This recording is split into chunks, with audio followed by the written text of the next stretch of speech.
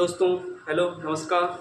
आज की इस नई क्लास के अंतर्गत आपका हार्दिक स्वागत, अभिनंदन इस चैनल के माध्यम से। और आशा करता हूं कि मेरे द्वारा जो भी पढ़ाया जा रहा है आपके उपयोगी कारगर साबित होगा। आज की जो हमारी क्लास के अंतर्गत जो हम टॉपिक पढ़ने जा रहे हैं, उस टॉपिक का जो शीर्षक रहेगा, उस शीर्षक है अपना सर्वनाम। दोस्तों, क्योंकि हम संज्ञा के बाद सीक्वेंस में पढ़ते हैं, तो विकारी शब्द होते हैं हिंदी के अंतर्गत दोस्तों 4। विकारी शब्द कितने होते हैं? 4। संज्ञा, सर्वनाम, संज्ञा, सर्वनाम, विशेषण और क्रिया। कल जो बात हो चुकी थी कल वाली क्लास में, आज जो हमारा दूसरा जो इसके बिंदु होगा विकारी शब्द के अंतर्गत, वो है हमारा सर्वनाम। तो दोस्तों, सर्वनाम जो है, पहली बात तो ये भी आपको क्लियर होना चाहिए, सर्वनाम जो है वो कौन सा शब्द है? विकारी शब्द। सर्वनाम कौन सा शब्द है? विकारी शब्द। विकारी शब्द की परिभाषा का जिक्र हम कल कर चुके हैं। वे शब्द जिनके रूप, लिंग, पुरुष, वचन, काल, कारक आदि के कारण परिवर्तित हो जाते हैं, उन्हें हम क्या कहेंगे? विकारी। अब सर्वनाम का शाब्दिक अर्थ क्या है? जैसे संज्ञा का शाब्दिक अर्थ था नाम, अब जैसे सर्वनाम का शाब्दिक अर्थ है सभी का नाम। शाब्दिक अर्थ क्या है? सभी का नाम। शाब्दिक अर्थ क्या है? सभी का नाम है। अब इसका जो प्रयोग है क्यों किया जाता है, क्यों व्याकरण के विद्वानों ने इसका निर्माण किया गया है, क्यों बनाया गया, क्यों हिंदी के व्याकरण में इसका स्थान दिया गया है? तो सर्वनाम का जो प्रयोग करेंगे हम, किसके एवजी में करेंगे, किसके बदले किया जाता है कि संज्ञा शब्दों की बार बार पुनरावृत्ति नहीं हो, यानी संज्ञा शब्दों की पुनरावृत्ति को रोकने के लिए दोस्तों किसका प्रयोग किया जाता है? तो आपका आंसर रहेगा सर्वनाम। किसका प्रयोग किया जाता है? सर्वनाम। आपको प्रश्न कैसे भी परीक्षा के अंतर्गत बन जाए, आपको पता होना चाहिए, आपको यूं पूछ लिया जाए इसी प्रश्न को घुमा करके उल्टा करके कि संज्ञा शब्दों की पुनरावृत्ति को रोकने के लिए किसका प्रयोग किया जाता है? सर्वनाम का। आपको उल्टा पूछेगा सर्वनाम का प्रयोग किसकी पुनरावृत्ति को रोकने के लिए किया जाता है, तो आपका आंसर क्या होगा? संज्ञा पूछे तो सर्वनाम, और सर्वनाम पूछे तो क्या होगा? संज्ञा होगा। तो दोनों आपके याद रहे ध्यान में। अब आपके इसकी परिभाषा होगी संज्ञा के स्थान पर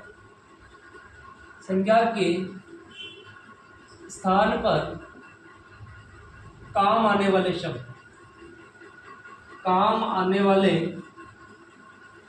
शब्द सर्वनाम कहलाते हैं। सर्वनाम कहलाते हैं। ये होगी दोस्तों इसकी परिभाषा। क्या परिभाषा होगी? संज्ञा के स्थान पर काम आने वाले शब्द या प्रयुक्त होने वाले शब्द, या सिंपल जो परिभाषा है, संज्ञा के बदले काम आने वाले शब्दों को हम क्या कहेंगे? सर्वनाम कहते हैं। क्या कहते हैं हम? सर्वनाम। और किसकी पुनरावृत्ति को रोकने के लिए? संज्ञा शब्दों की पुनरावृत्ति को रोकने के लिए, संज्ञा की पुनरावृत्ति को रोकने के लिए, रोकने हेतु इसका प्रयोग, रोकने हेतु किसका प्रयोग? इसका मतलब सर्वनाम का प्रयोग। संज्ञा की पुनरावृत्ति को रोकने के लिए इसका प्रयोग किया जाता है। अब दोस्तों आपको याद होना चाहिए, हिंदी के अंतर्गत हिंदी की व्याकरण में जो महान एक विद्वान हुए, उनका नाम है दोस्तों, वो जो नाम, वो किस नाम से प्रसिद्ध है? आपको अगर पूछ लिया जाए कि हिंदी के मतलब हिंदी के गुरु, हिंदी के व्याकरण के गुरु कौन है, तो व्याकरण के जो गुरु है दोस्तों, व्याकरण के गुरु का नाम है कामता प्रसाद। क्या नाम है? कामता प्रसाद। तो दोस्तों याद रहे, कामता प्रसाद के अनुसार मूल सर्वनाम, कौन सा सर्वनाम दोस्तों? मूल सर्वनाम कितने माने रहे? आ चुका है क्वेश्चन एलडीसी के अंतर्गत। मूल सर्वनाम है 11। मूल सर्वनाम कितने हैं? 11। किसके अनुसार है? कामता प्रसाद के अनुसार मूल सर्वनामों की संख्या कितनी है? 11। ये भी कौन से आपको याद होना चाहिए। अब मूल का मतलब क्या है? जो अपने आप बने हुए हैं उससे हम दूसरे निर्माण करेंगे, वो हो जाएंगे यौगिक, क्योंकि मूल से क्या बन जाएंगे? मिश्रण कराएंगे, वो मिश्रित या यौगिक हो जाएंगे। तो मूल कौन कौन से? सबसे पहले याद रखना, मैं खुद के लिए बोल दिया मैं, और दूसरे के लिए बोलेंगे, सामने वाले को एक वचन बोलेंगे तू, और किसी को सम्मान देंगे तो क्या होगा? आप। तो याद है, मैं, तो, आप। थोड़ा पास है तो बोलेंगे उसको यह, और थोड़ा दूर है तो बोलेंगे वह। तो ये आपको 5 तो एक झटके में याद होने चाहिए। मैं, तो, आप, यह, वह। मैं, तो, आप, यह, वह। अगला है जो, सो, कोई, कौन, कुछ और क्या। ये जो संख्या है वो कितनी हो जाएगी? 11 हो जाएगी। मैं, तो, आप, यह, वह, जो, सो, कोई, कौन, कुछ, क्या। कोई, कौन, कुछ, क्या। ये सर्वनाम की संख्या कितनी है? 11। किसके अनुसार है? कामता प्रसाद के अनुसार। ये तो होगी मूल सर्वनाम 11 है। अब आपसे आगे आ जाए भेद। सर्वनाम के भेद 6 होते हैं। भेद 6 होते हैं। सर्वनाम के भेद 6 होते हैं। इसके लिए आपको दोस्तों याद रखने एक ट्रिक है। पुरुष ने निश्चय, अनिश्चय के संबंध में, निश्चय अनिश्चय के संबंध में निजी प्रश्न किया। दोस्तों क्या याद होना चाहिए? पुरुष ने निश्चय अनिश्चय के संबंध में निजी प्रश्न किया। पुरुष ने निश्चय अनिश्चय के संबंध में निजी प्रश्न किस किस से नाम निकालेंगे? तो एक तो अपना हो जाएगा, एक नंबर में निकालेंगे पुरुष से, दूसरा निकालेंगे निश्चय से, तीसरा निकालेंगे अनिश्चय से, चौथा निकालेंगे संबंध से, और पांचवा निकालेंगे निज से, और प्रश्न से निकालेंगे छठे नंबर का। तो आपके क्या सभी के पीछे वाचक जोड़ना है। पुरुष से पुरुषवाचक, निश्चय से निश्चयवाचक, अनिश्चय से अनिश्चयवाचक, संबंध से संबंधवाचक, और निज से निजवाचक, और प्रश्न से प्रश्नवाचक। ये 6 के नाम आपको याद होना चाहिए। पुरुष ने निश्चय अनिश्चय के संबंध में निजी प्रश्न किया। तो इस ट्रिक के अनुसार भी अपना पहला कौन सा है? पुरुषवाचक। तो दोस्तों पहला लगाएंगे हम कौन सा वाचक? सर्वनाम पुरुषवाचक। तो लगाएंगे हम पुरुषवाचक सर्वनाम। कौन सा सर्वनाम? पुरुषवाचक सर्वनाम। पहला है अपना पुरुषवाचक सर्वनाम। पुरुषवाचक सर्वनाम दोस्तों देखो जैसा नाम है इसी में परिभाषा छुपी हुई इसकी। अब इसमें क्या बोलेंगे? पुरुषवाचक। पुरुष का मतलब क्या हो गया? उसमें मतलब उसमें पुरुष भी आ जाएंगे, मतलब उसमें नर भी आ जाएंगे, नारी भी आ जाएंगे, यानी महिला और पुरुष दोनों के लिए काम में लेने वाले जो सर्वनाम होंगे उसे हम क्या कहेंगे? पुरुषवाचक। उसे हम क्या कहेंगे? पुरुषवाचक कहेंगे। अब इसकी जो परिभाषा होगी, परिभाषा याद रहे और बार बार आई हुई एग्जाम में, जो सर्वनाम बोलने वाले, दोस्तों क्या याद रखना है? बोलने वाला, सुनने वाला या तीसरे व्यक्ति के बारे में प्रयुक्त हो, उसके बारे में जो बोध कराएंगे उसे हम क्या कहेंगे? सर्वनाम। तो जो सर्वनाम, परिभाषा हो जाएगी, जो सर्वनाम बोलने वाले, अब बोलने वाले को बोलने वाले, सुनने वाले या तीसरे व्यक्ति के बारे में बोध कराएं, तीसरे व्यक्ति के बारे में बोध कराएं, उन्हें हम क्या कहेंगे? पुरुषवाचक सर्वनाम कहेंगे। अब दोस्तों यहाँ पर देखो 3 कैटेगरी हो गई, एक तो बोलने वाला, सुनने वाला और तीसरा व्यक्ति। तो आपको ये भी प्रश्न आ चुका है, याद रहे पुरुषवाचक सर्वनाम के कितने भेद होते हैं? 3। कौन कौन से होते हैं? पहला जो होगा, जो हमने बोला था कि कौन किसके लिए प्रयुक्त होता है? बोलने वाला। कौन सा वाला है?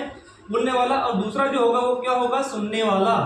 दूसरा है सुनने वाला। और तीसरे नंबर पर हो जाएगा अपना तीसरा व्यक्ति। कौन सा व्यक्ति है?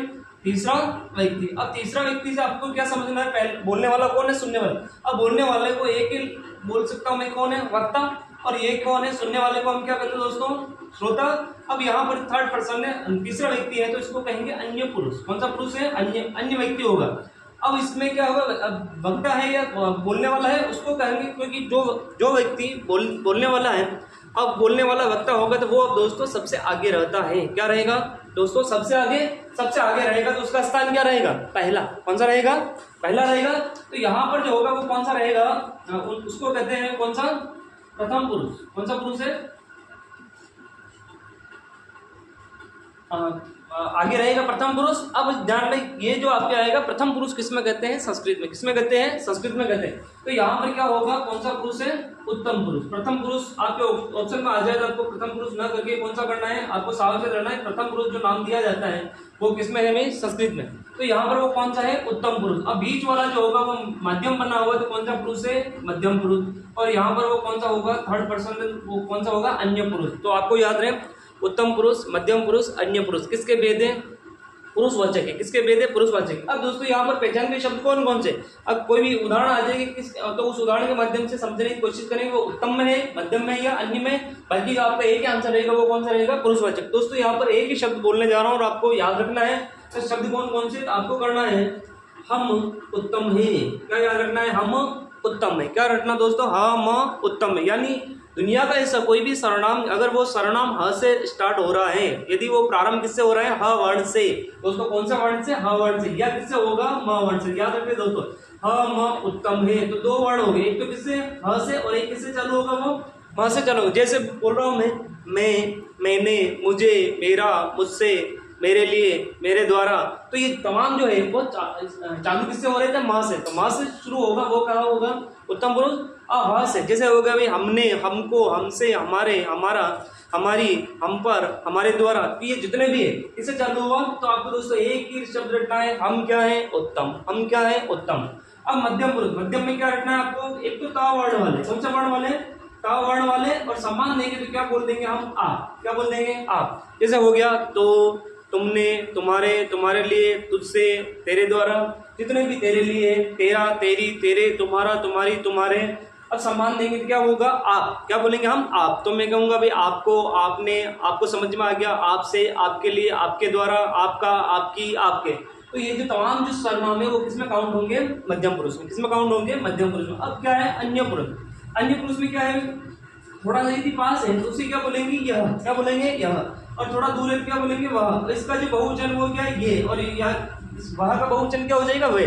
तो यह, वह, ये, वे। और क्या दोस्तों याद रखना इसमें आप, दोस्तों क्या याद रखना इसमें आप। अब याद देखिए दोस्तों, आप इसमें भी है, मध्यम पुरुष में भी है, और किस में भी है, अन्य पुरुष में भी है। तो आपको पता होना चाहिए, तय करना है भी उत्तम मध्यम पुरुष में रखेंगे या अन्य में रखेंगे। तो आपको दोस्तों इसके लिए क्या करना है, ऐसा अगर कोई भी वाक्य आए हिंदी के अंतर्गत, तो उस वाक्य में यदि वो वाक्य आप से ही, आ से ही चालू है, वो वाक्य किससे ही प्रारंभ है, तो आपको पता चल जाएगा पढ़ते ही, तो वो जो है वो सेंटेंस है वो सामने वाले के लिए प्रयोग में किया जा रहा है, तो उसे हम कहेंगे मध्यम पुरुष। जैसे आ गया, आपको समझ में आ गया, आपको क्या चाहिए, है ना, आपने पढ़ाई कर ली क्या, तो वो जो वाक्य है वो किससे चालू हो रहा है, आपसे। किससे चालू हो रहा है, आपसे। तब तो वो क्या करेंगे, हम मध्यम पुरुष करेंगे। यदि आप अन्य पुरुष में कैसे करेंगे, तो क्या होगा दोस्तों, इसमें छोटे छोटे दो सेंटेंस होंगे, छोटे छोटे दो वाक्य होंगे। दो वाक्यों में पहला वाक्य तो साधारण होगा, उसमें कोई भी सर्वनाम प्रयोग नहीं होगा। आप अब जो दूसरा होगा, उसी जिस व्यक्ति के बारे में पहले सेंटेंस का प्रयोग किया गया है, उस वाक्य के लिए वो दूसरा उसका नाम ना लेके वापस बोलेंगे हम। जैसे मैं बोल दूं दोस्तों, देश के प्रथम प्रधानमंत्री जवाहरलाल नेहरू जी थे, यहाँ तक सर्वनाम का प्रयोग नहीं आया। देश के प्रथम प्रधानमंत्री जवाहरलाल नेहरू जी थे, और आगे बोलूंगा मैं आपने, क्या बोल रहा हूँ मैं, आपने जेल में रहते हुए डिस्कवरी ऑफ इंडिया पुस्तक लिखी। आपने जेल में रहते हुए, तो ये जो आपने शब्द है दोस्तों किसके लिए काम लिया है, नेहरू जी के लिए। अब आप फिर ये देखिए कैसे तय करेंगे हम ये अन्य पुरुष है, क्योंकि हम नेहरू जी के बारे में बात कर रहे हैं। अब नेहरू जी है वो अभी हमारे सामने नहीं है, वो हमारे से दूर है, तो वो हमारे लिए कौन से व्यक्ति हुए, तीसरे व्यक्ति हुए हैं, तो उसको हम किस में रखते हैं, तीसरा व्यक्ति। यहाँ पर हो जाता है हमारा अन्य पुरुष। कौन सा हो जाता है दोस्तों, अन्य पुरुष। तो आपको पता है अभी दो सेंटेंस आए, दूसरे में अगर आप है तो वो अन्य पुरुष होगा, और एक सेंटेंस है उसी में अगर आप से ही शुरू हो रहा है वो सेंटेंस वाक्य, तो उसमें हम पहचान हो जाएगी हमारी कौन से होगा, मध्यम पुरुष हो जाएगा। दोस्तों कोई भी उदाहरण आए, उस उदाहरण के माध्यम से हम समझने की कोशिश करेंगे वो उत्तम है, मध्यम है या अन्य पुरुष है। अब बाकी जो समग्र का जो एक ही आंसर होगा ये होगा पुरुषवाचक। कौन सा होगा, पुरुषवाचक। और भी जितने भी उदाहरण है, उदाहरण के माध्यम से आप अभ्यास करना और उससे समझ में आ जाएगा उत्तम है, मध्यम है या अन्य पुरुष। अब जो दूसरा है वो है अपना निश्चयवाचक। कौन सा वाचक है, निश्चयवाचक सर्वनाम। इसकी जो परिभाषा है, जो सर्वनाम निकट अथवा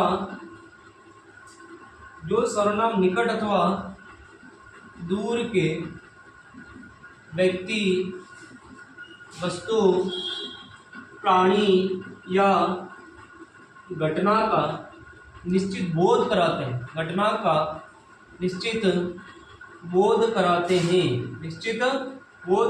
हैं, उसे निश्चयवाचक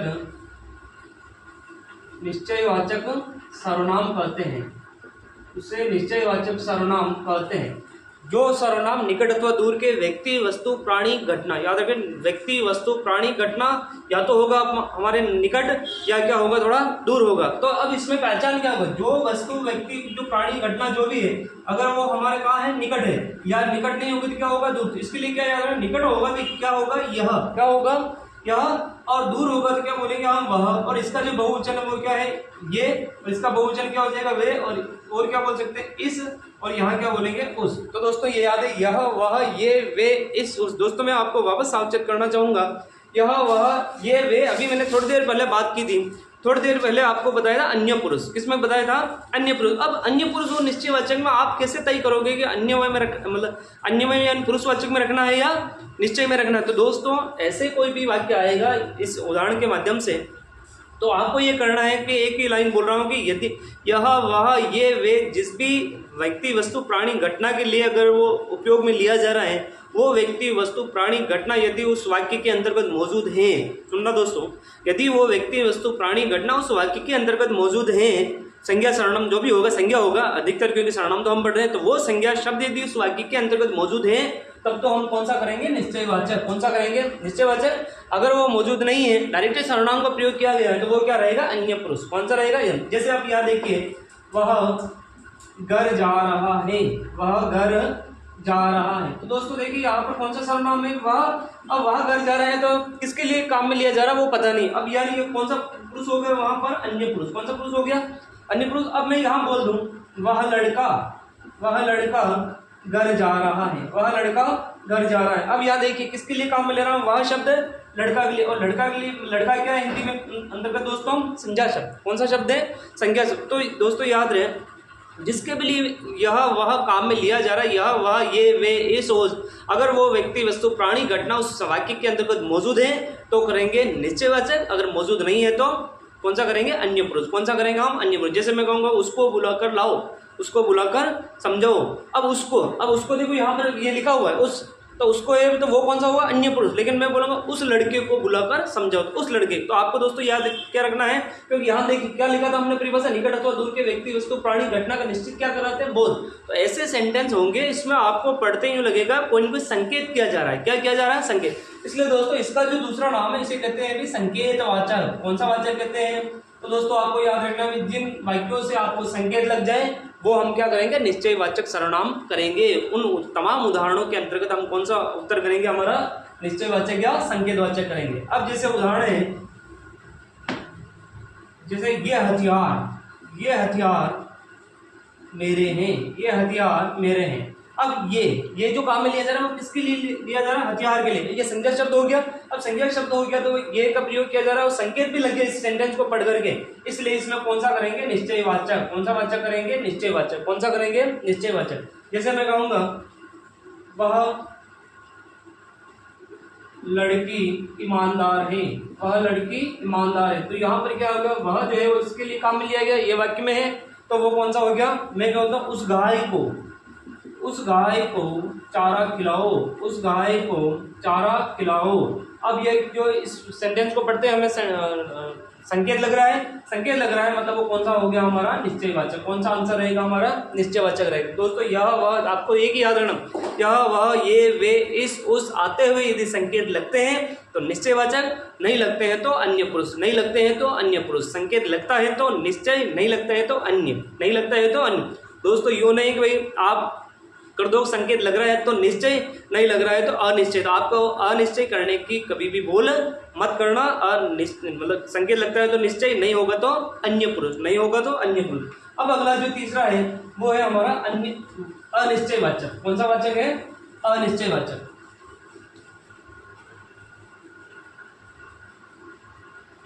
अनिश्चयवाचक। अब इसकी परिभाषा उसकी जो उल्टी होगी, जिस सर्वनाम से किसी व्यक्ति वस्तु प्राणी या घटना का निश्चित बोध नहीं हो, निश्चित बोध न होता हो, उसे हम क्या कहेंगे, अनिश्चयवाचक कहेंगे। निश्चित बोध नहीं होगा उसे हम क्या कहेंगे, अनिश्चय वाचक सर्वनाम कहेंगे। अब इसमें क्या होगा, कैसे तय करेंगे हम, तो दोस्तों इसमें पहचान के शब्द फिक्स है, उसके अलावा कुछ नहीं। तो यहाँ पर क्या करना है, हम क्या रटेंगे, पहचान के शब्द। क्या करेंगे हम, पहचान के शब्द। पहचान के शब्द में 3 रटने, कोई, कुछ, किसी। 3 शब्द रटने आपको, कोई, कुछ, किसी, कोई, कुछ, किसी, कोई, कुछ, किसी, कोई, कुछ और किसी। अब यहाँ पर क्या होगा, जैसे मैं बोल दूं बाहर कोई आया है, तो यहाँ पर आपको उस आने वाले के बारे में कोई भी जानकारी नहीं मिलेगी। मैं बोलूँ दाल में कुछ काला है, तो कुछ शब्द से कुछ भी आपको जानकारी प्राप्त नहीं होगी। जैसे मैं कहूँगा किसी ने आवाज़ की, किसी ने मूर्ति तोड़ी, किसी ने, तो कुछ भी बोल दो तो किसी शब्द जो होगा वो, इससे कोई भी हमें जानकारी प्राप्त नहीं होगी। तो 3 शब्द ऐसे होंगे, हजारों उदाहरण बना सकते हो, लेकिन वो 3 उदाहरण रखेंगे हम। तो कोई भी वाक्य आ जाए उसमें आपको 3 शब्द पे निगाह जाएगी, आपको कोई, कुछ, किसी, कोई, कुछ, किसी।